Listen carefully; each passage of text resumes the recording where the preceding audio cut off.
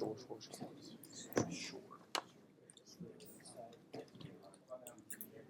no. There it is. All right. Today's been a weird day, right? So hopefully we can get out of here. We do. Go ahead. We'll start. You did?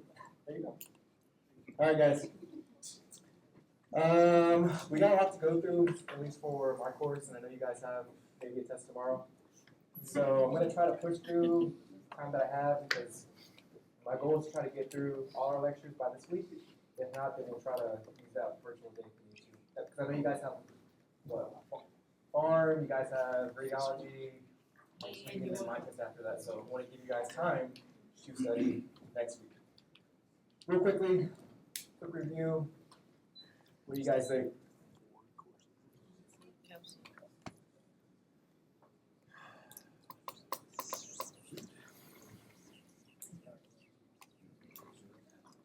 Which ones are associated with UTIs?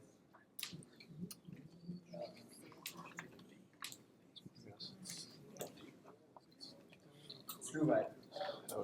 Right. Now the most common ones are the calcium ones, right? The struvites are the ones that those stacked one talked about, the ones that are super big that you're not going to pass that guy. Uric acid is typically with gout, people with gout, and then the cysteine, that's those rare kind of amino acid reabsorption issues. The oxalate is actually calcium oxalate, that's the kind of stone it is, but this is just what that looks like.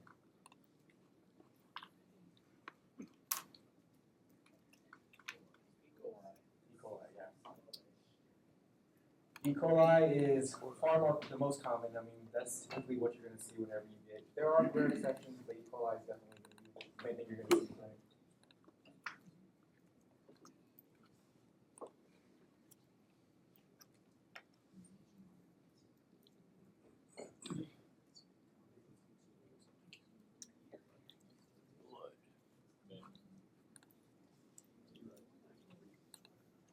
It doesn't really talk about urinary cancers, which ones, bladder or kidney. Doesn't matter, right? If somebody has painless hematuria, you gotta think either cancer, right? If they're not having dysuria with it, they're just bleeding, then it may be some type of cancer. That was it.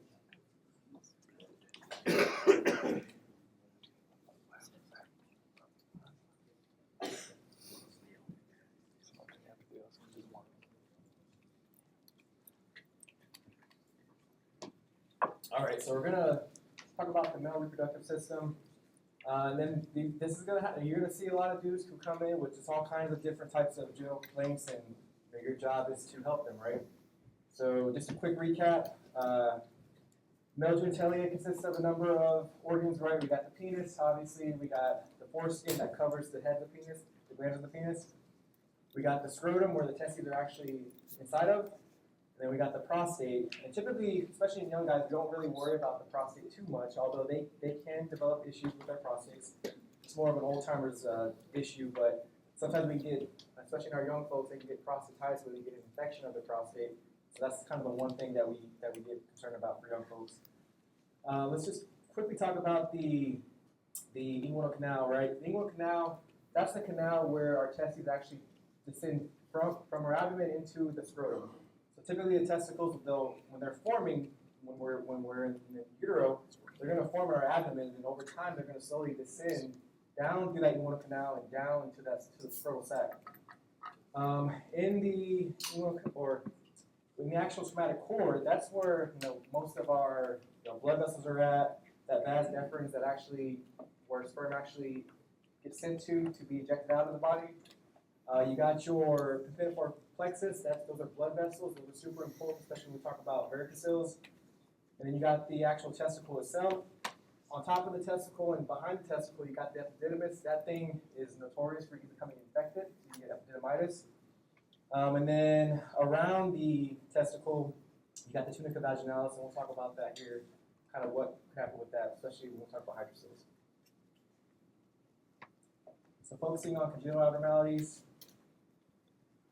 So it's possible to have urethral malformations, and this typically happens when the child's developing in utero, what can happen is that instead of that, the urethromeatus actually opening up at the end of the penis, it can actually open up and it can actually form either at the ventral aspect of the penis or at the dorsal aspect. If that happens, you're going to have a lot of issues. This child's going to have a lot of issues if we don't correct that. If it opens up at the bottom of the penis, so at the ventral aspect, when they're trying to urinate, they're going to not urinate properly. They're going to be spraying downwards, right? And the thing with that is that if you got hypospadias, if it's at the bottom of the penis, that thing, I know this picture here shows it kind of right in the middle, but it can kind of be anywhere along the shaft of the penis, or it can actually be at the scrotum or even the perineum. And so if that thing forms anywhere close to the scrotum or the perineum, you got to think there's a lot of bacteria that are supposed to be there, skin bacteria that are hanging around that area. And if we don't correct that, then those bacteria can get into the urethra through that opening. It can cause these kids to have frequent UTIs. Now the epispadias, that one's more dorsal, right? And typically that forms kind of at the mid shaft, kind of maybe to the distal end. So you don't really worry too much about UTIs, but still it's going to cause that child a lot of issues, especially when they're trying to urinate. And so we definitely correct both of those. The thing with these is that we're going to find this. As soon as the child is born, we're going to do that inspection. We're going to look at every single aspect of that kid, and we're going to find that as soon as they're born. The thing with this is that we're going to correct it surgically. We have to correct it, because if not, we can put them at risk for UTIs and just complications. And they're going to have. Think about if we don't correct it later in life, how that may affect them, especially if they're they become married or whatnot. The thing with that is that you can't circumcise these children right off the bat, because they're going to use that foreskin to actually help with the repair of this. And so circumcision is contraindicated. We don't circumcise these kids initially. We're going to correct that. We're going to use that foreskin as part of that corrective process. All right, so cryptorchidism, this is an undescended testicle. So I told you guys that the testicles, they normally form initially in the abdomen, and they make their way down to the scrotum over time. When the testicle doesn't actually make it to the scrotum, then we call that cryptorchidism.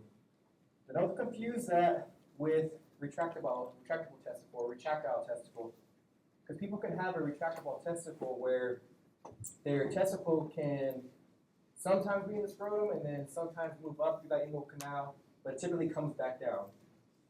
Typically, that's due to your cremasteric muscle. That's the muscle that surrounds the testicle, and that thing can contract, right? It contracts whenever people are cold, or if there's trauma sometimes. And so sometimes that testicle can move up, but then it's going to come back down. With cryptorchidism, that thing is stuck. It's stuck somewhere along that path where it should have descended. It can be stuck at the opening of the inguinal canal, kind of in the inguinal canal, or where it's trying to escape the inguinal canal. The problem with this is that if we don't correct this, the testicles are very temperature sensitive. That's why we have our scrotum. That's why they're not in our body. Because if they're in a too warm of an environment, so if they're in the body, it really impacts their development.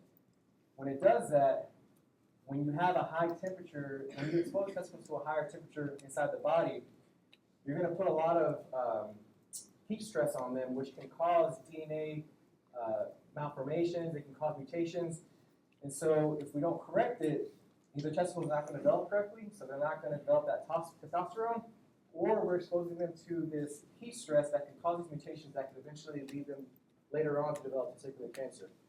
And so we're going to correct it if it does not self-correct. Now, most of the time, it's going to self-correct by 6 months, but if it doesn't correct by 6 months, then we're going to send them off to urology, pediatric urology, and they're going to go ahead and do something called a orchopexy, where they take the testicle, they bring it down to the scrotal sac, and then they kind of anchor it there. That way it doesn't move back up. Now, if we do the orchopexy and we actually fixate that testicle down to the scrotum, that's great. We want to do that, but even though it can still decrease their risk of cancer later on, they are still at a greater risk than the normal population because they had that time where that testicle was inside the abdomen, and so during that time they may have developed mutations that later on can develop. So we're going to decrease their cancer risk, but we don't take it away. They're at a higher risk than the normal male who doesn't have this condition of developing testicular cancer later on in life. All right, so moving down to infectious diseases. So penile lesions, so there's several of them that we're going to focus on. One is called balanitis, other one's phimosis, and the other one is periphimosis. Balanitis, all that means is that you have inflammation of your gland's penis, the head of your penis. And most of the time this is due to poor hygiene, right? Especially guys who are not circumcised. Because you got to think, that foreskin, it covers the head of the penis, and under that, you got, it's moist, it's dark, and so bacteria and fungus and viruses, they love to kind of live in that area because it's really right for them. And so when these folks get an infection of their glands, then the head of the penis is going to look red, it's going to look swollen, and depending on what pathogen it is, it may even ulcerate. Now, I don't care if you guys memorize, like, you don't have to memorize Candida, Staph, Group A, Strep, you don't have to memorize all that. Just understand that, bacteria, fungus, viruses, they can all cause this. Phimosis is where that foreskin doesn't retract back, so it's stuck in front of the gland, so you can't pull that thing back. Most of the time, this is due to recurrent cases of balanitis. If you have inflammation, that inflammation doesn't just stay at the glands of the penis, it actually goes to the foreskin. And over time, that inflammation can cause fibrosis and scarring, which is going to make that foreskin harder to pull back. Sometimes some kids are just born with a tighter foreskin, and over time, as long as you kind of work it, and as one of the things you do as a PA and as a parent is that you teach your kid how to pull that foreskin back so they can clean under it, because if not, they're at risk of developing infections. So sometimes it can be just normally tight, but over time, as you pull that thing back and stretch it out, it's going to get better. But if they have recurrent cases of the balanitis, that can definitely predispose them to developing this phimosis. Now the periphimosis, this is way more serious. This is where you pull the foreskin back behind the glands of the penis, but it's stuck. It's stuck, and when it gets stuck, it can cause issues with venous return, which can cause it to swell that foreskin more, which is going to cause more constriction, which is going to cause issues with actually getting blood flow to the head of the penis, and so you're at risk of causing necrosis to the glands of the penis, so causing that head of the penis to actually die. Most of the time this happens whenever we do a catheter for a patient. If they're uncircumcised, we have to pull that foreskin back to insert the catheter. If you don't pull that foreskin back over the glands of the penis, if you let that thing sit there, it's going to cause that venous congestion, which can cause that swelling and potentially cause necrosis to the head of the penis. This can also happen in cases when people who have phimosis, right? If they already have that tight foreskin and we forcefully pull it back, and it's already tight and we can't get it back over the glands of the penis, well, that's going to cause that constriction and potentially cause necrosis to the head of the penis. So when this happens, this is an emergency. Like if this develops, you have to get somebody else involved so they can actually surgically correct this. Try to either do like what's called a dorsal slit, where they'll cut open the foreskin to try to help pull it back, or they'll just do circumcision. But bottom line is we need to get somebody else involved in order for them to actually get this back over the glands. This is what that looks like. So balanitis, so you can tell it's red, inflamed, doesn't look happy. Versus phimosis, that's that tight foreskin, we can't pull that thing back. And then periphimosis, it's actually stuck, and when it becomes stuck, it causes issues with blood flow. It's going to constrict that foreskin, constrict the glands of the penis, potentially cause necrosis to the head of the penis. All right, other issues, so several things here. We got urethritis, epididymitis, and orchitis. Urethritis, all that means is that there's inflammation of the urethra, right? Most commonly, when you see this, especially in a guy, it's either due to some type of STI, either chlamydia or gonorrhea. Sometimes it can be due to if you get like some type of chemical in there, or if you get soap in the urethra, that can cause inflammation. But for you guys, whenever you see a patient and they're coming in, urethritis is mostly going to be from some type of STI. Now, what can happen is that if we don't correct this, if we don't treat this, then infection can start to spread upwards, right? It can actually go into the vas deferens and actually go to the epididymis and cause epididymitis. So these folks are going to have pain and swelling at the top and posterior aspect of the testicle. And if we don't correct that, well then that thing can start working its way down more and actually go into the testicle itself and cause orchitis. And when it happens together, when we have epididymitis and orchitis, we call it epididymal orchitis. In young folks, like I said, and young guys, think STIs, think chlamydia and gonorrhea. In older men, It's most likely due to those things that can cause cystitis, those uropathogens like E. coli and Klebsiella. And that's most of the time it's due to either catheterization, if we have to catheter a guy, or if they have a prostate issue, which we'll talk about here, and they're not able to get that urine out like they're supposed to. Well, the bacteria can go in there and then not only go into the bladder, but also go into the epididymis and the testicles. With urethritis, they're going to have dysuria. They may have discharge, and it really depends on kind of what's infecting them. I will say with chlamydia and gonorrhea, most of the time they do cause discharge, especially gonorrhea. With chlamydia, that one though, it's hit or miss. Sometimes guys come in and they have, kind of this like clear color discharge. Sometimes they don't know they have the infection and they're just peeing and it's hurting, right? So it really depends on kind of what's infecting them. For the epididymitis and the orchitis, most of the time what we're going to do as part of that workup is do an ultrasound of our testicles. And we can actually see that the testicle and the epididymis is inflamed. We'll see increased blood flow to it. That's how we identify that these guys have inflammation there. For young guys, right, we're thinking most likely STIs. We're going to treat them with what we normally treat with chlamydia and gonorrhea. You don't really have to know that, but I'm sure you guys have hopefully talked about it in pharmacology already. But typically we'll do Rocephin and doxycycline for them. For older guys, this depends on what the bacteria is. Depends on what that is based on, it's going to really kind of warrant what we're going to use to treat them. We're also going to, especially for epididymitis and orchitis, the testicles are inflamed, the epididymis is inflamed, and so we're going to help that inflammation with NSAIDs to try to calm down the inflammation. We're going to do ice packs as well and make sure they're wearing supportive underwear. That way it can actually raise the testicles. That way they're not dangling, because when they're dangling, it's going to hurt them more. There's this other thing here, and make sure you guys are aware of this for sure, because parents love to ask this. So Reiter syndrome, this is actually due to a chlamydia infection. With this, our body we can develop this autoimmune kind of complex that forms where our antibodies, if you will start attacking the conjunctiva, the urethra, and the joints, typically the knee joint. And so they'll start to have conjunctivitis. They'll still have dysuria, and they'll have swelling in their knee. So a common thing that they teach us for this is that they cannot see, they cannot pee, and they cannot bend the knee. This is typically due to chlamydia, okay? Can other things cause it? For sure, but this is most commonly due to chlamydia. So make sure you guys are tracking that. So here's some examples. So urethritis, this guy has some discharge. Epididymitis, they're going to have some inflammation of the epididymis, and then orchitis. It's going to cause pain and swelling of the testicle. But the key thing here is that this is going to be painful, okay? All right, prostatitis, so the prostate. So we can have acute and chronic forms of this. And very similar to kind of the urethritis, the most common reasons for prostatitis is due to STIs in young folks, chlamydia and gonorrhea, but it can be uropathogens, but again, most of the time it's due to STIs.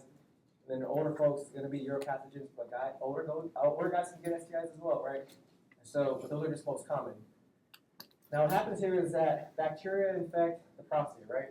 And that prostate sits right anterior to the rectum.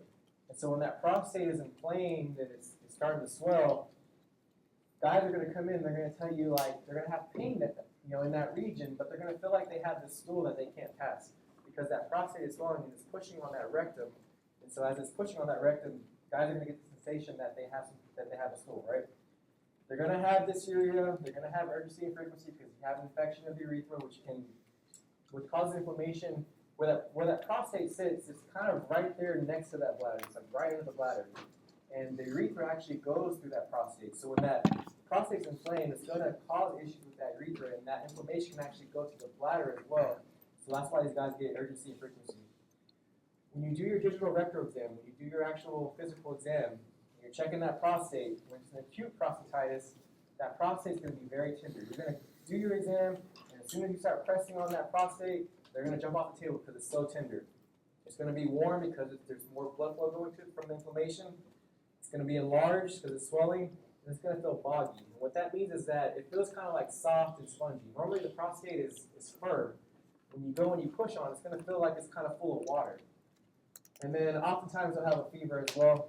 That's going to help you delineate acute prostatitis versus chronic prostatitis, which is typically from either infection that you didn't treat all the way, or it can be from a chronic kind of chronic, reoccurring acute prostatitis. With chronic, this is a little bit more subtle. This is kind of harder to pick up. Because if you do your physical exam, that prostate may actually feel normal. They may still have those urinary symptoms. They may still have that kind of urge that they have to have a bowel movement. But then you go and you do your exam, and that prostate feels normal, right? It might be tender, just depending on the degree of inflammation. It might be boggy, but it's not going to be, with an acute prostatitis, you're going to know it. It's going to be super painful. It's going to be very boggy. This is kind of hit or miss. The key difference, though, is that they're not going to have a fever with this. It's kind of a low-level infection that's causing this, and so they're not going to have that febrile response. The way you check this is you're going to get a UA, right? Because that you want to try to catch that bacteria. If you can have them urinate, you can potentially catch whatever's causing this. But the thing is that it can kind of mimic a UTI. So that's why you got to delineate, okay, when you're talking to a patient and you're asking them symptoms, do you have dysuria? Yes. Do you have frequency? Yes. Do you have any rectal pain, or do you feel like you have any cessation, like you have to pass your bowels? That's how you kind of get that difference. They may have, it really depends on what's causing this, right? If they have an STI that's causing this, well then the UA may actually not show anything. Maybe white blood cells, depends, because the STIs, chlamydia, gonorrhea, they don't really cause that kind of response that you would expect with a bacterium like E. coli. For chronic, because like I said, this is kind of a low-level infection, they may have nothing or they may have white blood cells, so it's very hard to kind of delineate. The big thing is that you want to try to identify what's causing this, so you're going to do a urine culture. You want to try to capture the bacteria that's causing this. That way you can figure out how to best treat this. If it's a uropathogen, so if it's a chronic prostatitis and you discover it's E. coli or something like that, the prostate is very hard to actually get antibiotics into. So normally for UTI, we'll treat it for 3, 5, 7 days. This thing we have to treat for 4 to 6 weeks because it's so much harder to get antibiotics into the prostate that we have to treat them longer with this. And then we want to make sure that after the fact we do another UA to make sure that we got rid of the infection, because if not, then like I said, potentially they can develop a chronic prostatitis even longer, which can cause fibrosis and scarring, so we want to make sure we do a test of cure. The big thing with this too is that PSA. So PSA is one of those tests that's going to tell you if the prostate is really it's a prostate cancer check, but you can also do that test for looking for to see if it's enlarged for other reasons. The thing with this is you don't want to do a PSA because if you do, it's going to be elevated, right? And you really want to avoid doing any type of PSA testing after the fact for at least a month or two, because it's going to be falsely elevated. And when you get that lab result, then what does that mean? Is it due to prostatitis? Is it due to prostate cancer? Is it due to BPH? You won't know. So we're going to avoid doing the PSA for a couple of months until we resolve this infection. So here's your example of a normal prostate versus a prostatitis, enlarged and inflamed prostate. And the way we're going to check that is with our digital rectal exam and then also doing labs like the UA. All right, so non-infectious abnormalities. So hydrocele. Like I kind of briefly mentioned in the beginning, the testicle is covered by something called the tunica vaginalis. And think of it like the floor of the lungs, right? You have a parietal and a visceral layer. That tunica vaginalis, that covers the anterior and lateral aspect of the testicle, and its job is to kind of help secrete fluid, if you will, to make the testicle more mobile in there, to reduce the friction. Sometimes when a kid is born, there can be an abnormal opening between that process vaginalis where that testicle actually descends from. So in the abdomen, you have your peritoneum, right? And then as that testicle is descending into the inguinal canal, it hits this peritoneum, and we call that the process vaginalis. And then in vagination, it goes into the inguinal canal and then down to the scrotum. That process vaginalis normally closes by the time the kid is about a year. Typically closes before they're actually born, but it typically closes by a year after they're born. And if you have that opening between the process vaginalis and the abdomen, you can get fluid in there from the abdomen, from the peritoneum, and so that we call that a congenital hydrocele. That can be normal, but by that year time frame, that process vaginalis should close up, and then that hydrocele, that fluid that's in that testicle, should go away. Versus in the acquired one, this is typically due to a non-communicating. There's no process vaginalis here, and The big thing here is that we have to figure out why there's fluid in that tunica vaginalis. Most of the time, it could be from an infection, it could be from a tumor, which is the big thing we worry about, or it could be from trauma. But the key feature is that these folks are going to have painless unilateral swelling in their testicle. They may feel from that swelling that testicle is more heavy because they have more fluid in there, but it's not going to go into the inguinal canal. That swelling is not going to go up into the inguinal canal. It's going to stay in that testicle. That's how you'll differentiate that between inguinal hernias, which is just where a piece or a portion of the bowel can actually go into that inguinal canal, versus this hydrocele. Because if a portion of the bowel goes into the inguinal canal, it actually goes to the scrotum too and cause swelling. So that's how you delineate that. We'll do something called transillumination of the scrotum, where we'll get this bright light, essentially any light you have that's bright, put it up against the scrotum, and then you should see the light kind of coming through. If it doesn't come through, that may mean there's some type of tissue in the way, maybe a mass, maybe a testicular cancer, or there's blood in there, maybe from trauma. If you can see light going through it, then that tells us that it's a hydrocele. There's nothing kind of in the way of blocking that light. That's a pretty good test that we do. The best way we're going to check this though is an ultrasound. Really, any guy who comes in for any particular complaint, you typically want to do an ultrasound, right? You want to do an ultrasound because that's going to give you a lot of information. Ultrasound is going to tell us if there's a mass there, if there's an infection there. It's going to tell us what's going on in that testicle. We'll treat with NSAIDs, especially if they have an infection potentially. We're going to do the same thing as far as elevate the testicles with scroll support, and then we're going to monitor them just to make sure that this goes away. But the big thing is we have to figure out what's causing it. If we just can't see a guy and say, oh, you got a hydrocele, and then not do anything about it. We have to figure out the cause of it. So here's what I was talking about. So this first picture here, that's where that process vaginalis is still open. So this is that congenital form. And you can see that we have fluid that's made in the peritoneum, and that can actually go into that tunica vaginalis and cause that swelling. Versus the non-communicating one, that's where something's going on with the testicle. We got to figure out what's causing it. And then that transillumination test, you can see the light going through. If we couldn't see that light, that tells us there's something in the way blocking it, maybe some type of cancer. So we need to work that up further. All right, varicoceles. So this is due to a dilation of the compeniform plexus. Those are the veins of the testicle, and they have a very important job because I told you guys that the testicles, their job is to, or the scrotum. The testicles are in the scrotum because if they're in the body, they cause issues with spermatogenesis. It can cause issues with mutations. One of the things that these blood vessels do is that they help take away heat from the artery going into the testicle. So artery is passing through it, and then this compeniform plexus is actually drawing heat from it and taking it out of the body the way the testicles are getting too hot. If we have a varicocele, we have a dilation, we have a varicosity of that network of blood vessels. And if we have that, well, then that heat's going to persist down in the testicle, and it's going to cause a lot of issues with spermatogenesis and potentially cause issues with testicular development. This is probably one of the biggest risk factors for infertility. Infertility is a big risk factor for this. Okay? Infertility, big risk factor. If somebody comes in and they're not able to have a kid, or they're having difficulty having a child, you've got to make sure you're assessing for this. So part of your physical exam should be a testicular exam where you're checking for varicoceles. Now, most of the time, this is going to occur on the left side. I'll explain why here in a second. But if it happens on the right side, if it happens on the right testicle, you got to figure out why. Because the way the blood flows back into the veins, either left or right, is very dependent on how this can happen. Right side, I talked about renal carcinoma previously. So sometimes I told you guys that renal carcinoma likes to spread into the inferior vena cava. Well, that right testicle directly drains into the inferior vena cava. And if there is a cancer in the kidney and it's starting to metastasize and spread into that inferior vena cava, that's going to increase that pressure, which is going to cause that right compeniform plexus to actually dilate. So right side is not good. If it happens later in life, we still have to figure out what's causing that.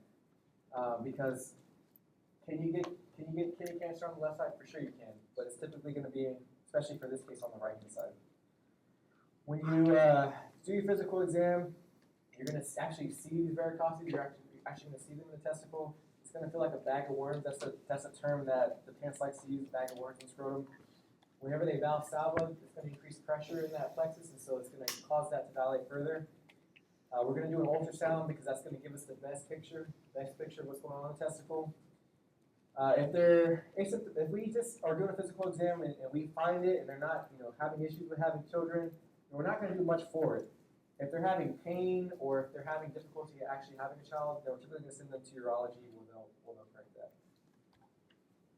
So let me try to explain this a little bit. So left side, right? So this is typically going to happen on the left side. So as the veins pull that blood back trying to get back to the inferior vena cava, what happens first is that this blood is flowing to the left renal vein, then it has to make a sharp left turn, right? If you've ever had to drive and stop and make a sharp turn, you got to slow down. This slowdown here can increase that pressure down into the contempor flexus and cause that dilation. This is why it's more common on the left-hand side. Versus the right-hand side, this thing directly goes into the inferior vena cava, right? Directly goes in there. And if there's cancer here and it's starting to metastasize into here, this is going to increase that pressure and cause this to dilate. So left side, typically normal. Right side, not normal, right? Typically you're not going to get this on the right side. You can see your varicosities kind of flowing through here, and then if you were to remove that tissue, you can actually see how they're dilated. All right, so let's take a 10-minute break just so I can stay on track. Take a 10-minute break.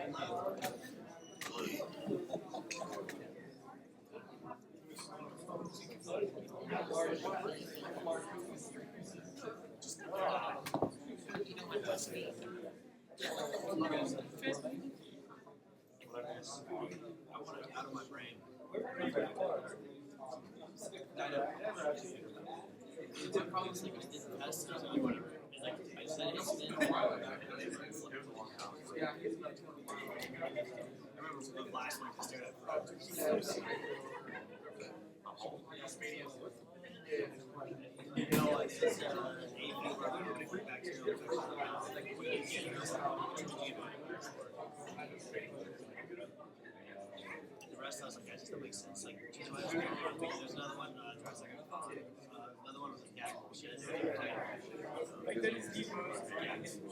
no, mine was diverticulitis. And I was like, I don't even remember diverticulitis. And guess what? Guess what? I don't remember diverticulitis. It's gone. And that, I don't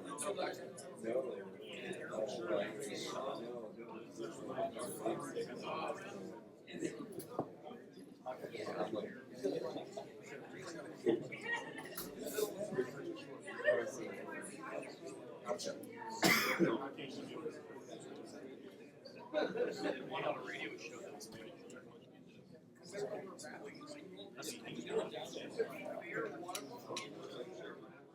yeah, but dude, there's so little to test on. You've got to ask this question again.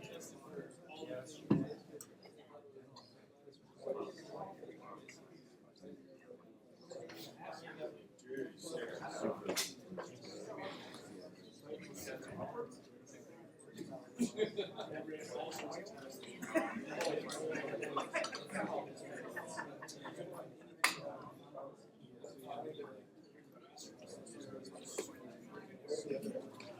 sure it was wrong? Did you read through what's wrong? You said exit are pharyngeal.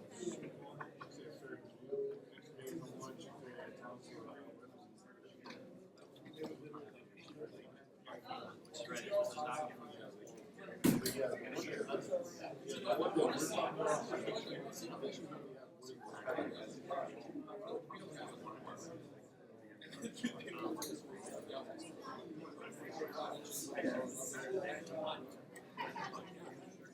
She was like the colored fucking we priced her correctly before 18th.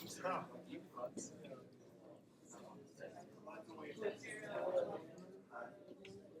There's three.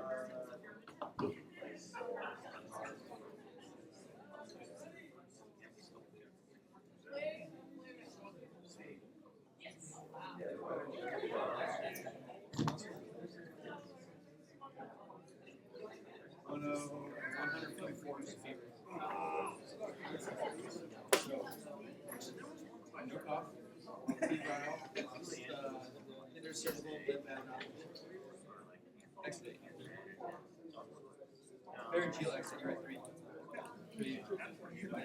That's the same question. This one, yeah, we all talked.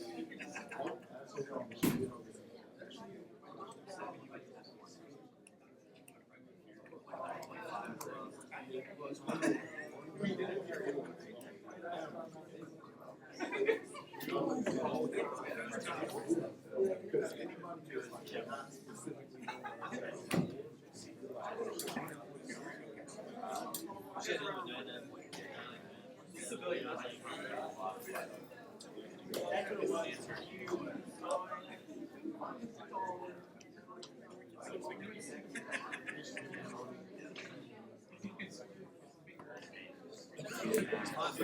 know.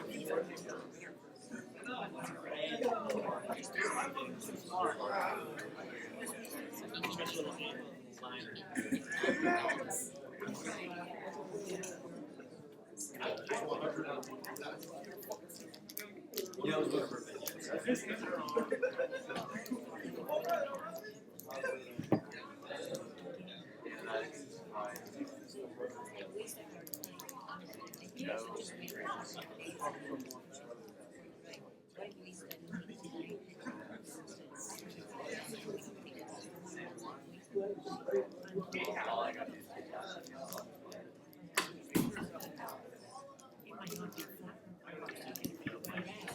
I'm telling you, man, it's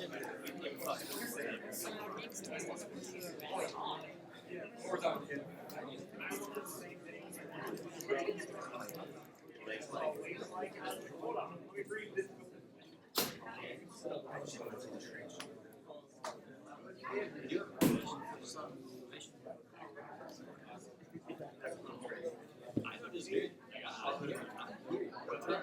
It's too big to fail. The tip top will make sure this place is fucking. He didn't ask about it. He only asked once. He asked once. I feel like there wasn't like. Yeah, they need us. They need us more than we need them. Yeah, that's right. It was salad. Salad. That's weird.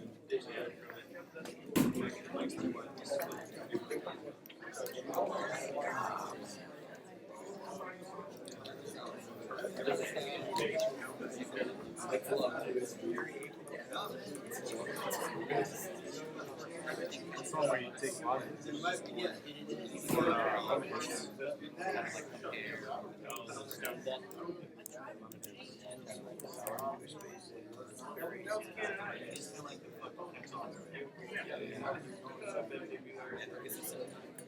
This one, I was saying, I'm doing it right now.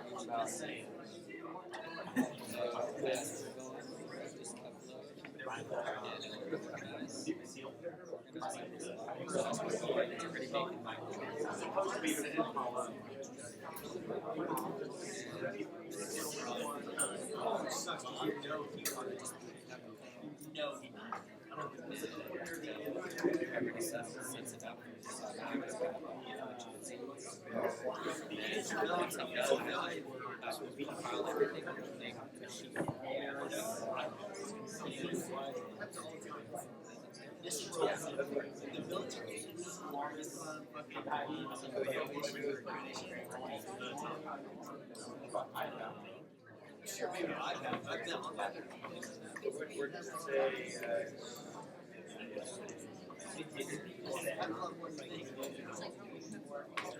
Create it, then once you create it, you're gonna upload it until you get the right. And it's gonna look funky. It's like I'm not doing how you want it, then you have them, you get more. Then you're gonna convert it. Yeah.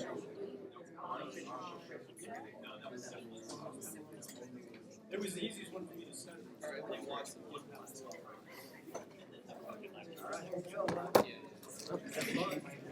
If you need help, I can show you,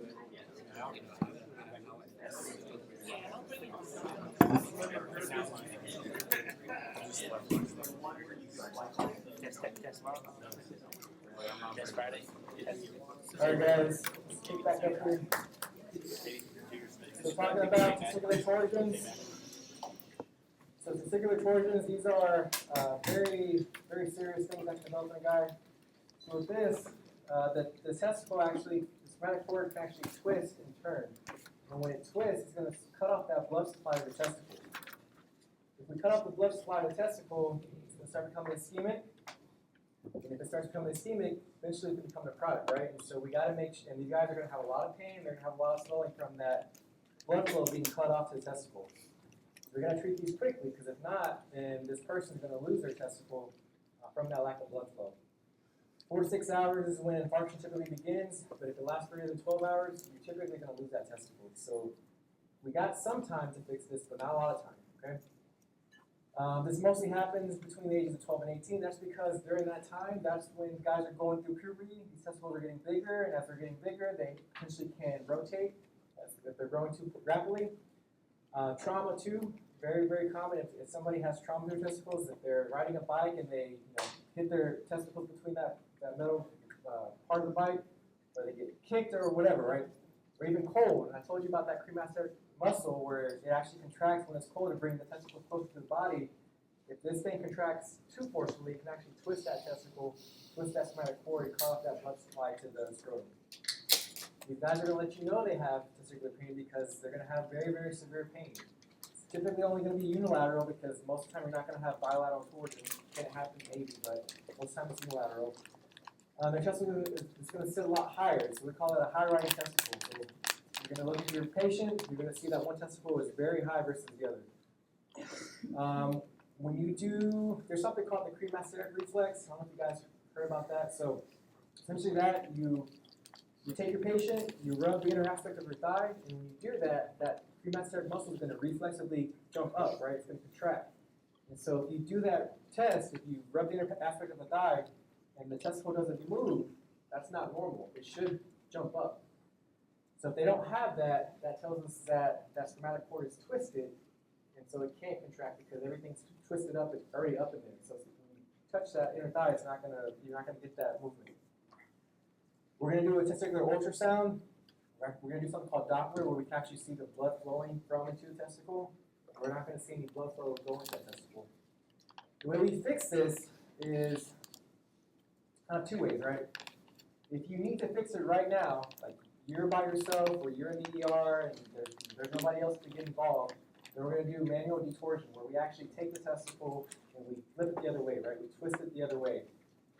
Because if we don't do that, we're going to potentially lose that testicle.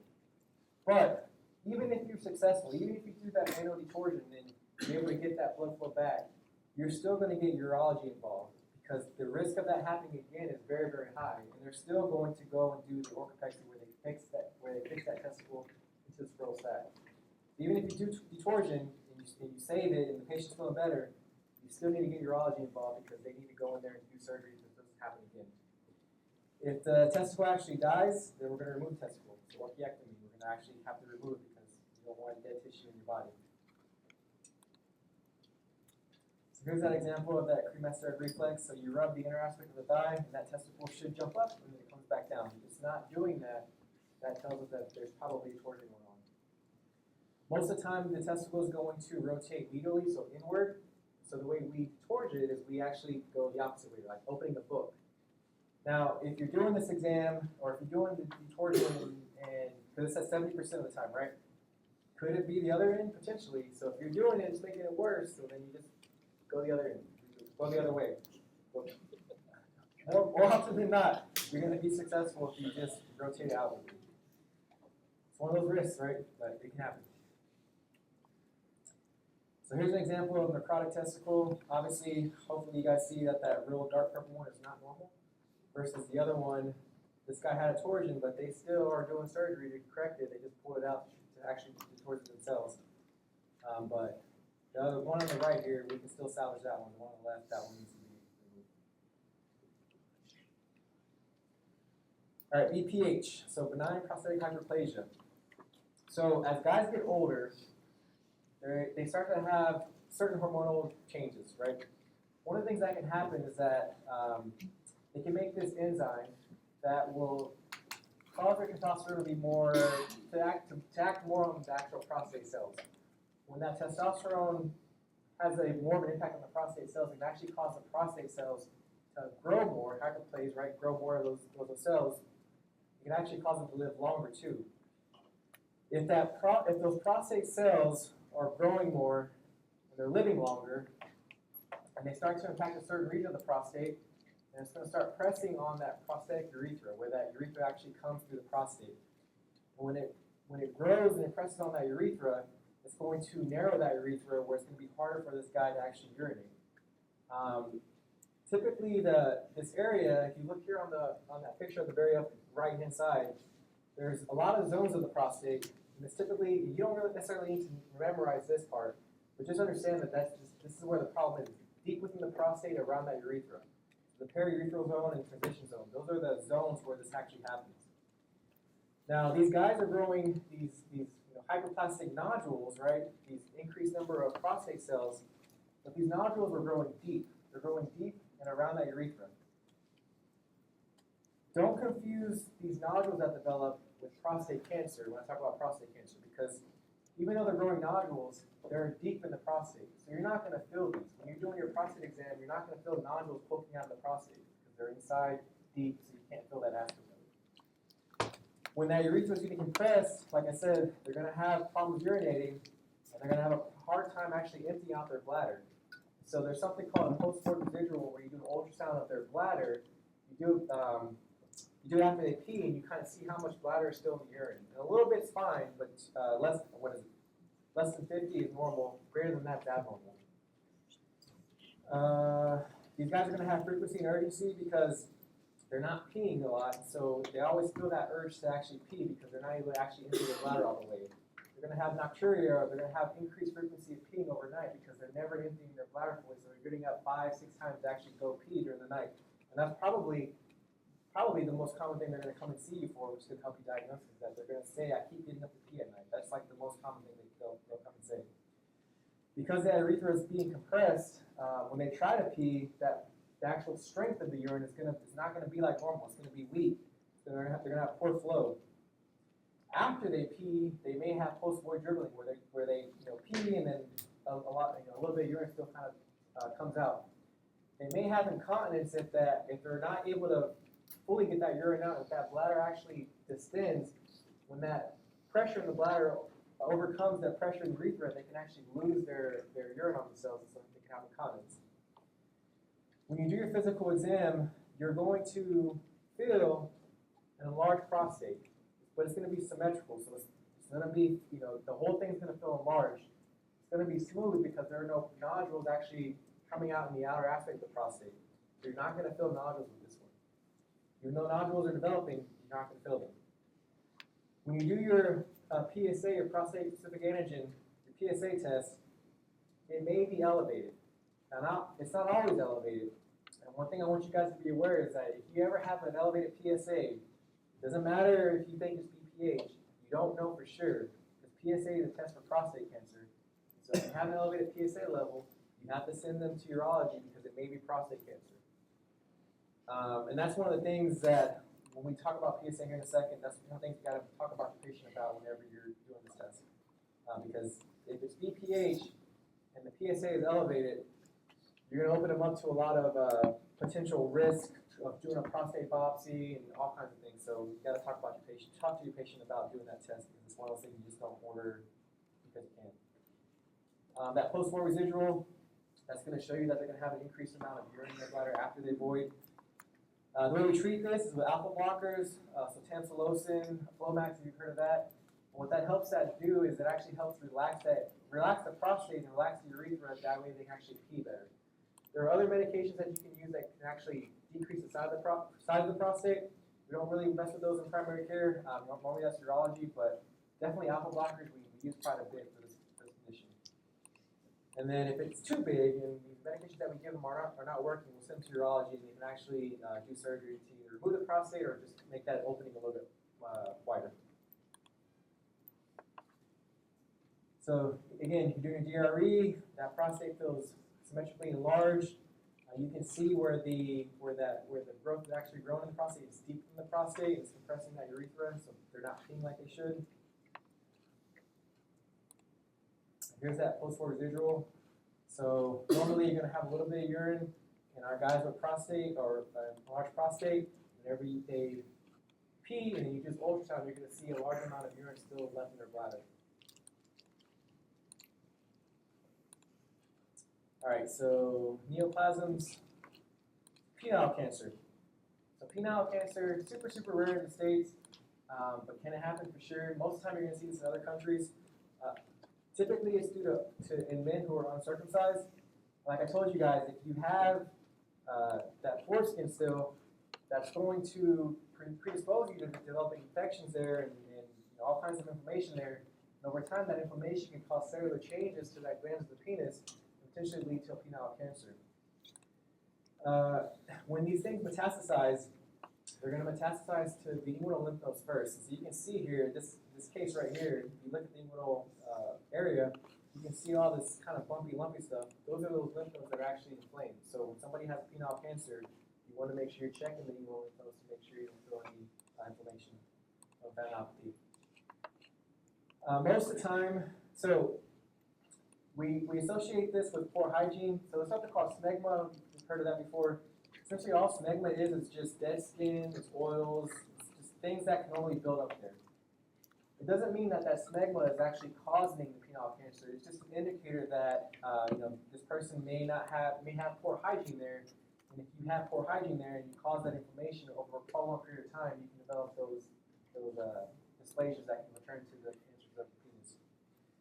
Most often, though, it's going to be caused by HPV, so 16 and 18. So the same ones that we worried about with cervical cancer, this is what we also worry about with penile cancer. We're going to treat this. We're going to have to do surgery to actually remove that cancer, right? And then radiation therapy is another option. It just depends on the severity of it. Testicular cancer, so very common. I've definitely seen testicular cancer not a lot, but a few patients. This is typically a cancer of young guys. So it says 25 to 45. I would say most of the time by diagnosis, it's been in very young folks. I told you guys that cryptorchidism puts you at increased risk of developing testicular cancer. So if you ever had a history of cryptorchidism, you're at a greater risk of developing this.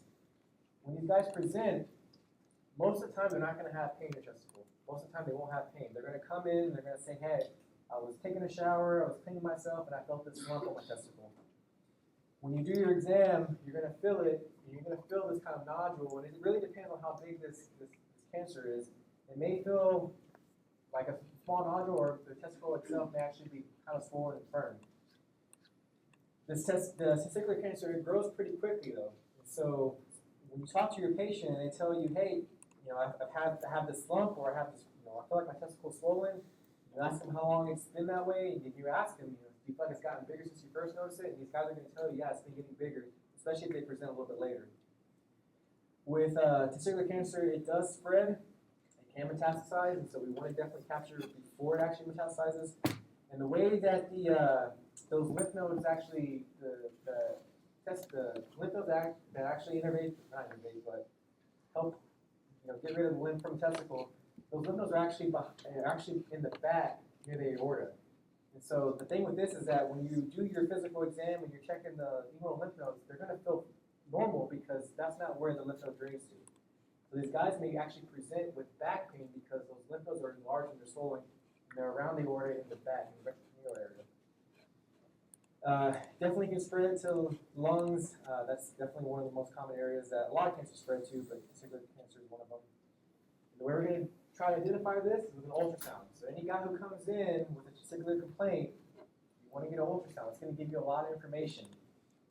Now, some testicular cancers, there's different kinds, and we're not going into detail about the different kinds, but some of them can produce those tumor markers like the HCG and the AFP.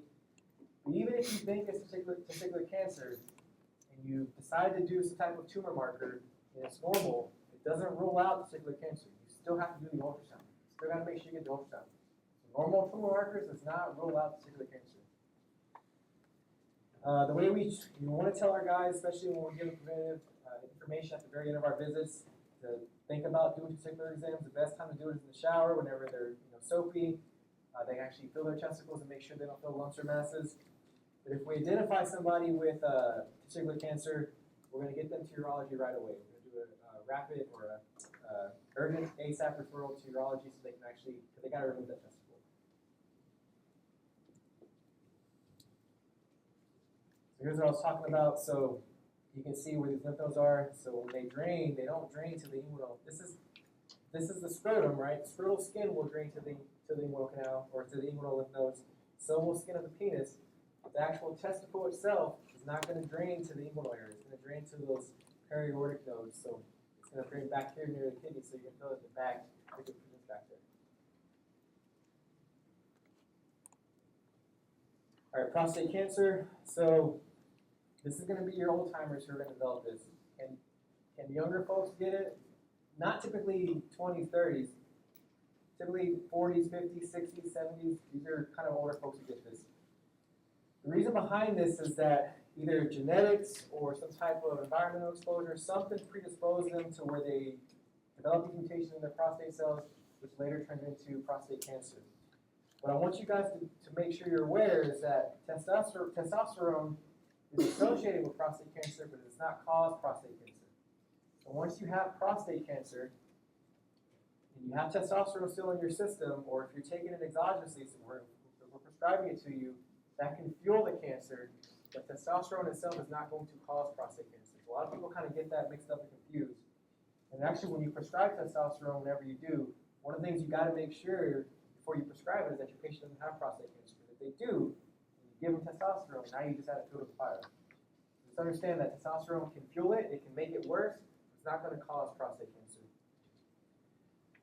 Now, they may be asymptomatic, and the reason behind this is that when I say asymptomatic, I mean they may not have urinary symptoms because that prostate cancer tends to occur in the outer posterior aspect of the prostate, so away from the urethra.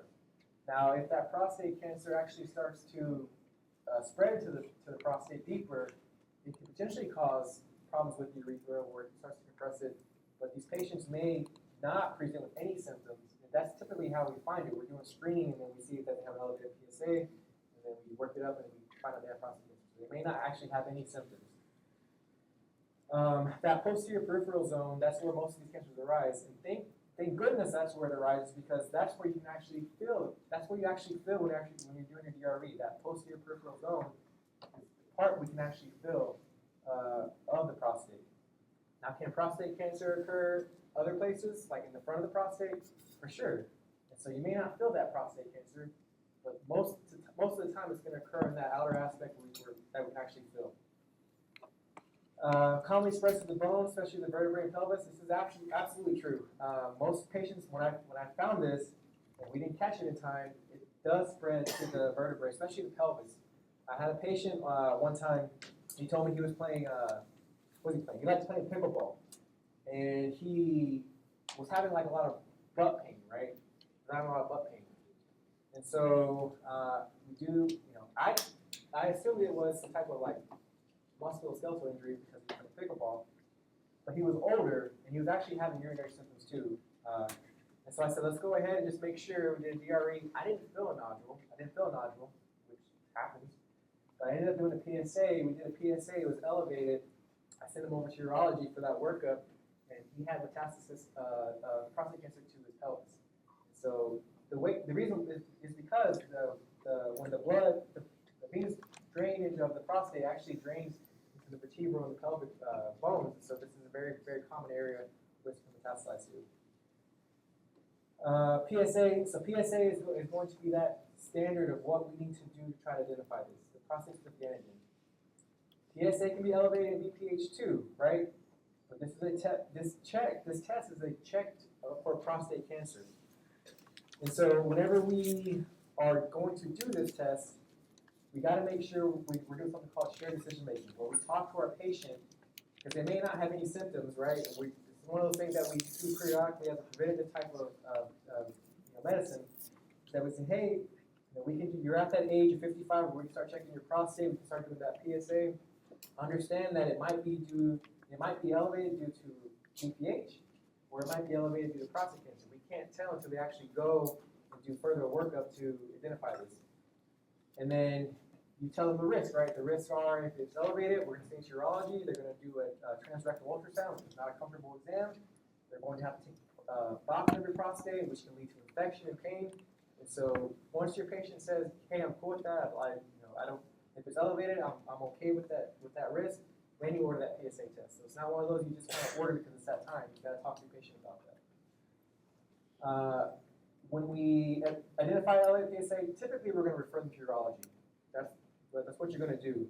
And then urology is normally going to do that transrectal ultrasound where they're actually able to look at the prostate with an ultrasound, and then with that same procedure, actually take biopsy of the prostate based on what they see in the prostate.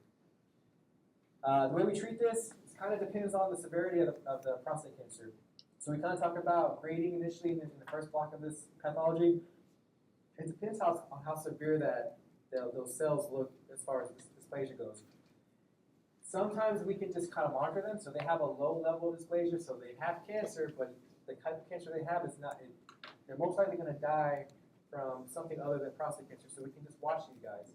Versus if they have more of an aggressive form of prostate cancer, then they may do anti-androgen therapy where they'll give medication to kind of chemically castrate them where they're not making testosterone anymore. Like I said, that fuels the prostate cancer.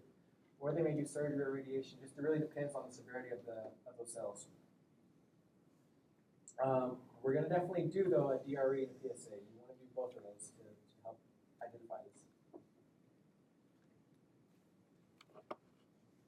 So here's what I was talking about. So this part back here, this is that part we can actually fill, right? So when we do that digital rectal exam, we're kind of sweeping back and forth at that posterior aspect of the prostate. This is the part we're trying to fill to see if we fill any nodules, because most of the time it's going to develop in this peripheral zone out here when we fill our fingers. And here's that transrectal ultrasound. So they put a probe in there.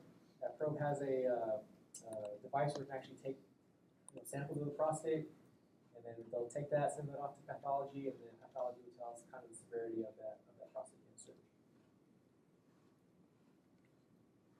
Cool. Questions about that? No? Okay. I'm going to keep pressing. You guys have class after this?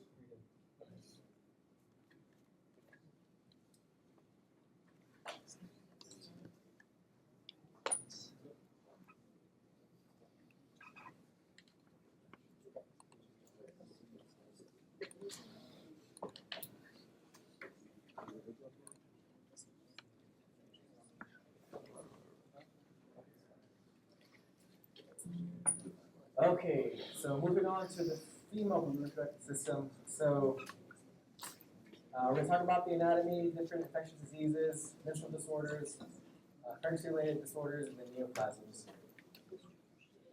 So let's just kind of focus on this real quick and make sure we got a kind of a baseline knowledge. So when we talk about the female reproductive system, the vulva is that outer aspect that we can actually see, right? The vulva. Oh, you have slides? Okay. Okay, you guys, I'll give you a few minutes.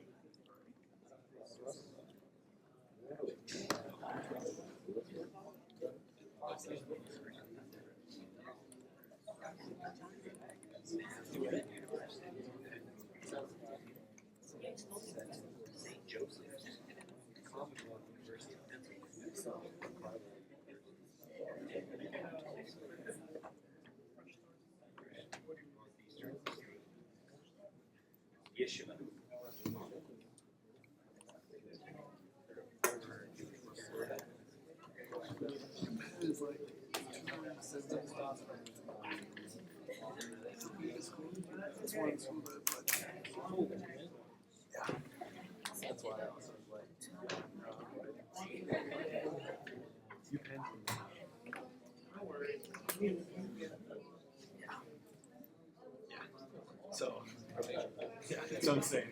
Let me have more time getting the slides. You guys good? You okay?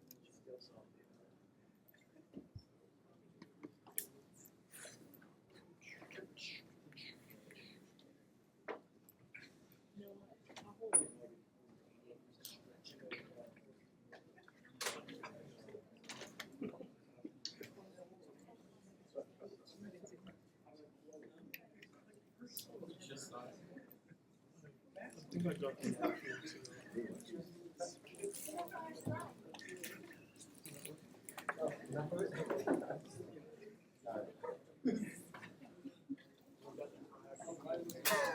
Or if you want to go over it, go too fast. Okay, you guys ready? Okay. Alright, so, sorry, that's so funny.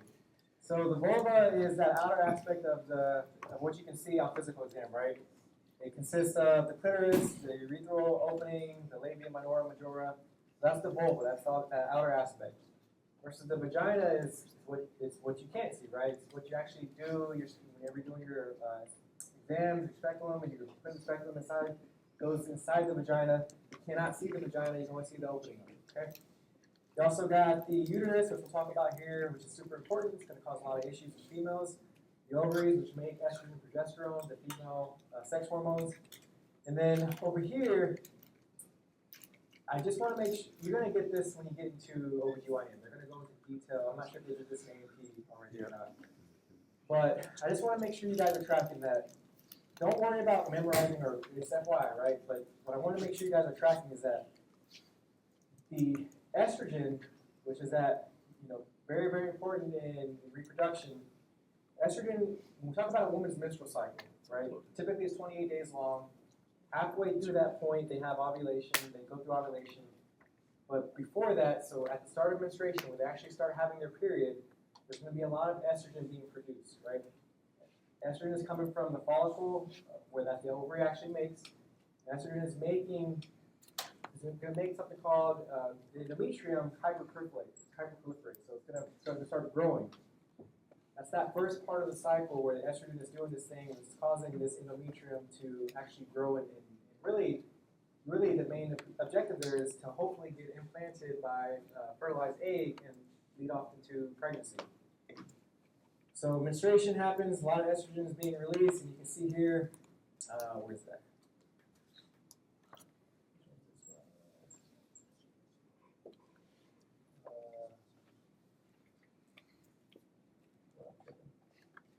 Oh, okay. So you can see here estrogen is going up, right? As estrogen is starting to be produced more, the endometrium of the uterus is starting to hyperproliferate, starting to grow. And then at that halfway mark, after ovulation, this oocyte, this actual egg, turns into something called the corpus luteum. This corpus luteum then starts making a lot of progesterone. Progesterone, what this does is it kind of halts the effects of estrogen, and it stops that endometrium from proliferating, right? It matures that endometrium. That way, if it's implanted with a fertilized egg, then that's when pregnancy can kind of set forth. If it's not fertilized, this corpus luteum is going to die, essentially, and then it's going to stop making progesterone, and then the lady's going to go through menstruation. The main thing I want you guys to be aware of is that estrogen is very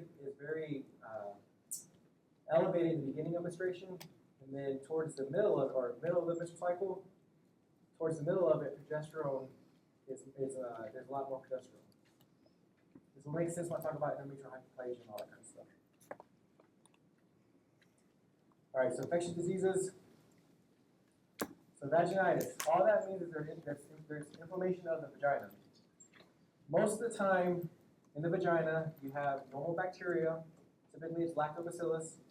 And then you can also have bacteria that, if they overgrow, can cause issues. So Candida albicans, which is typical for yeast infections, and Gardnerella vaginalis, those are typical organisms that, if they overgrow, can cause vaginitis. But they're also normally in the vagina. Lactobacillus is supposed to be there. It's very protective of the vagina. Essentially what it does is it makes lactic acid, which makes the vagina more acidic. And by making it more acidic, it prevents the overgrowth of that Gardnerella vaginalis. What it can also do is it can also compete for nutrients against that Candida-like. And so by having a lot of lactobacillus, we are preventing the overgrowth of Gardnerella, and we're preventing the overgrowth of Candida.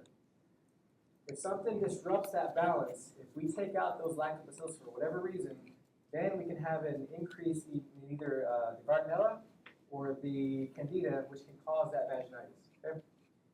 So Candida albicans is very, very classically associated with yeast infections. This is the most common thing that causes yeast infections. And oftentimes we're going to see it whenever we prescribe antibiotics to women. So if we give antibiotics, maybe they have a UTI, and so we treat the UTI, well, those antibiotics are not only killing the E. coli, it's going to kill off that lactobacillus. And so if we take out those lactobacillus, now we're essentially making room for this Candida to overgrow. It can also be due to elevated estrogen. So when they're pregnant, or if we're giving them birth control, that can actually increase the amount of glucose in the epithelial cells of the vagina, which Candida love, and so they can overgrow that way. And then if we use certain lubricants, or if they have diabetes, if we change that, if we take out those lactobacillus, or especially with diabetes, if we increase that glucose, then we're going to cause that Candida overgrowth. When a patient presents, they're going to have very thick, white, clumpy discharge. It's very classic. It kind of looks like cottage cheese.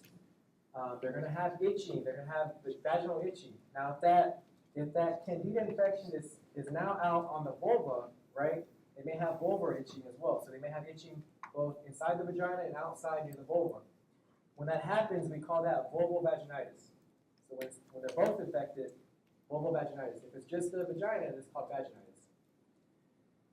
When we do labs, we're going to do something called a KOH prep. So that's potassium hydroxide. So KOH is essentially what we're doing is we take a sample from the vagina, we send it off to the lab, and then they drop potassium hydroxide on it. And then essentially what that does is it dissolves any bacteria, dissolves any type of cells that may have been collected in the sample, and it just leaves the yeast, just leaves the Candida. And so they look like, it's called hyphae and budding yeast. So the hyphae kind of look like branching trees, and then the budding yeast kind of looks like circles, right? So we use that KOH to look for Candida. Versus Gardnerella vaginalis, this is a bacterial infection. This is bacteria. So the other one was yeast, this is bacteria. It's often associated with multiple sex partners, but it's not an STI. It's not an STI because it's normal flora, right? A woman can have this in the vagina because they got it there from whatever, right? But it wasn't spread from actual intercourse like chlamydia or gonorrhea. If you have multiple sex partners though, and you are just very commonly associated with women who have sex with women. So if you're spreading it that way, even though you got it from another woman, it can also be from guys and women, it's still not an STI. So we don't treat the partner, which we typically do with chlamydia and gonorrhea. We don't treat the partner. If we change that pH, like I said, if we take out the lactobacillus, either by douching or by using some type of soaps, that can cause this Gardnerella vaginalis to actually grow too, and so that's how they get this bacterial vaginosis. Now the thing with this is that this discharge is still going to be light, but it's going to be a lot thinner. It's going to be very thin. So it's not going to be clumpy and kind of cottage cheese. It's going to be kind of a thin white discharge. But the thing with this is that it's very classic. Patients will tell you that it has a very fishy smell. It has a very, very bad fishy smell.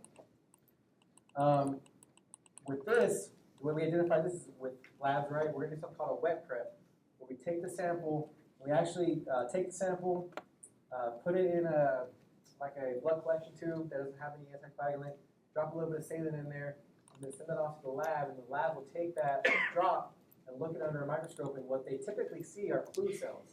Clue cells are just epithelial cells, vaginal epithelial cells that have that Gardnerella vaginalis on top of it. So they have a bunch of little black-looking dots, which are the bacteria on the actual epithelial cells. The Swift test, if you actually drop KOH on the sample, it's going to increase that fishy odor. I don't know how you order a whiff test. I've never have ordered a whiff test, but apparently, I know it's a thing, but I don't know how you ever order it. But if you ever see it somewhere on pants or question, you can order a whiff test. I just don't know how you would actually order that in the lab. Vaginal pH. Vaginal pH. So if you take a sample and they have the pH strip as you can do for vaginal secretions, that pH is going to be higher. So typically it should be acidic, right? With that lactobacillus. When Gardnerella is actually overgrowing, it's going to change that pH of the vagina so it's going to be more basic. So again, lactobacillus, normally you have this, you want this. This is what protects the vagina. Gardnerella vaginalis, do these clue cells. So you see these epithelial cells of the vagina. And on top of them, you have a bunch of little bacteria. This is very diagnostic for Gardnerella. You see this, think about bacterial vaginosis, BV, okay? Versus yeast, you're going to have these hyphae, these buds. Wet prep, again, this is typically for the bacterial vaginosis. KOH is for yeast infections. All right, cervicitis. So this is the inflammation of the cervix. This is most often due to STIs. So chlamydia and gonorrhea, the biggest, most common causes for this. If the cervix is inflamed because it's infected with some type of bacteria like an STI, it's going to be friable because that inflammation is causing that mucosa to become weaker. So whenever you look at the cervix, it's going to look like it's kind of, I don't know, like it's kind of like kind of sandpaper-like. It's going to be red because of the inflammation, and oftentimes patients will tell you they're actually coming in because every time they have intercourse, they have bleeding associated with it. Or maybe they're having bleeding between their menstrual cycles. That's a sign that says, hey, maybe it could be a lot of things, but something that you got to make sure you're doing your public exam and actually look at the cervix and make sure that that thing is not inflamed and irritable. It's oftentimes associated with mucopurulent discharge. That's because, especially with gonorrhea, it causes a pretty intense immune response, so it's going to look thick, green, kind of sticky discharges that you're going to actually see coming out of the cervix. They're not going to have an odor, that's for sure. There's something called cervical motion tenderness, so CMT. So cervical motion tenderness is when you're doing your pelvic exam, you're doing your bimanual exam. Part of your exam is you put your hand, you put it under the cervix, and you lift it up, right? You lift it up and you move it side to side, because if they have pain with that, that tells us that something else is going on, something called pelvic inflammatory disease. These guys, even though the cervix is inflamed, you push on the cervix, you push it up, or you push it to the side, they're not going to have pain with that. If they have CMT, think about PID, and I'll talk about that here in a second. The way we check for this is by doing chlamydia gonorrhea testing. So the nucleic acid amplification test. This is a special swab that we can take, or we can do a urine test too, where we actually take a sample of the discharge, send it off the lab, and then lab will tell us what it is through this testing. Now, this right here is FYI here. So I say all that, right? I tell you all that because this is classic. This is classic testing and whatnot. In real life, patients have cervicitis, they have chlamydia and gonorrhea, and they don't know it. They don't know they have it. It can be subclinical. So that's why the USPSTF, these are the guidelines that tell us, what we should be doing for preventative health. This is why they recommend checking all women who are under the age of 25 for chlamydia and gonorrhea, because they may not know they have it. And this is how this stuff spreads to other people. So I tell you, chlamydia, the cervix may be friable, yes. Textbook, yes. Erythematous, for sure. But in real life, it may not be that way. Now, if I give you something like this on a test question, it's going to be like your textbook, right? I want you guys to be aware of that. In real life, the patient may not actually know they have this. This is why we actually check for this. That's why we do the screening for women. That's just FYI. All right, so here's that normal cervix, right? Looks nice and pink. No discharge coming out of it. Versus cervicitis, this thing is red. You see all this discharge. It looks bubbly. This is a bad, inflamed-looking cervix. All right, pelvic inflammatory disease. So this is due to an infection ascending up into uterus, to the fallopian tubes, to the ovaries. So it can start in the vagina, it can start in the cervix, and as it goes up into the uterus, ovaries, fallopian tubes, even the peritoneum, that's what we call PID, pelvic inflammatory disease. And this thing here, when you go and when that uterus and all those other aspects of the upper female reproductive tract is inflamed, when you go and push on that cervix, when you push up on that cervix, it's going to push up on all these other inflamed structures, and there's a bunch of ligaments attached to them. So if this thing's inflamed, if the uterus is inflamed, or the ovaries are inflamed, or the fallopian tubes are inflamed, you push up on that, you're going to jostle all that. So these women are going to have a lot of pain whenever you do that. So not so much with the cervix, right? Cervix, it can be inflamed and angry. When you push on it, that represents all this other stuff that's inflamed. It's causing pain whenever you push on it. Okay? That's the difference between PID and cervicitis. CMT, you have cervical motion sickness, think PID. Most commonly caused by chlamydia for sure, and then obviously gonorrhea. Other types of STIs like mycoplasma genitalium can cause it too. Even normal vaginal fluid causes. Thing you worry about with PID is that if you have inflammation in the fallopian tubes, you have a high risk of developing scarring and fibrosis in the fallopian tubes. And when you have scarring and fibrosis in the fallopian tubes, and say there's an oocyte that's trying, or an egg that's trying to go through the fallopian tube and it gets fertilized, because that's where it typically gets fertilized in the fallopian tubes, and it can't get back past that scarring. Well, now it can't get past that scarring, so it's going to implant in the fallopian tubes. So you're at increased risk for ectopic pregnancy. So pregnancy outside of the uterus, typically in the fallopian tubes. If that thing takes root and grows, you're at risk for that fallopian tube to actually rupture as that embryo starts to grow. Very, very high risk for developing ectopic pregnancy with this. And infertility, because if you have a bunch of scarring, things can't flow through, but you're not going to get pregnant. When they have PID, they're going to have abdominal pain, fevers, vaginal discharge, because that uterus is inflamed, the ovaries are inflamed, the fallopian tubes are inflamed. They're going to have that cervical motion tenderness. Now, there's different severities of this, right? You can have a very severe infection of this where we're going to bring the patient inpatient and treat them with IV antibiotics. But there's also mild cases of this where the patient may not look incredibly sick, so we can treat this potentially outpatient.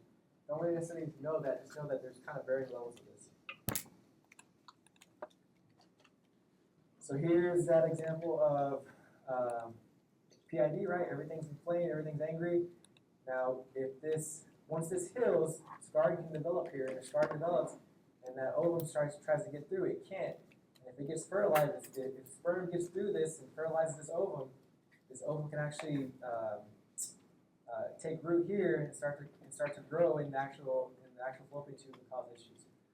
Here's an example of how we check for cervical motion tenderness. So we stick our fingers, fill the cervix, push in, push around, and by us pushing up and down, this is going to jostle the uterus and the fallopian tubes and cause that pain for that patient.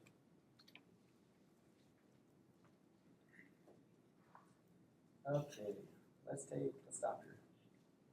We'll pick off on nursery disorders tomorrow. Questions about anything so far?